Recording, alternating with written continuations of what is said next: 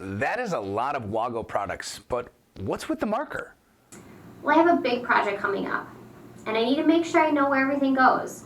So I'm using this marker and some paper to mark everything up. Okay, first of all, put down the marker. I'm going to let you know a way to mark these products so your project looks nice and uniform.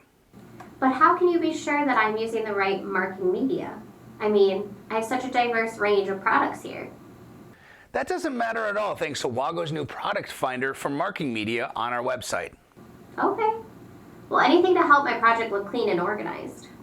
All you have to do is answer a couple of simple questions like what kind of products you're using, the series number, and voila! WAGO gives you the marking media you need for your product. Sounds pretty easy. And it covers all of these products? All of those and more.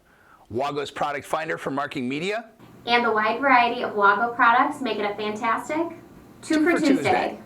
For all of your product needs, just go to our website at www.wago.com, hit the products tab and search everything from wire splicing connectors to automation equipment. And to access our product finder, go to www.wago.com/us/discover/marking and just scroll a little bit and hit the Try Now button to check it out for yourself. Happy Tuesday.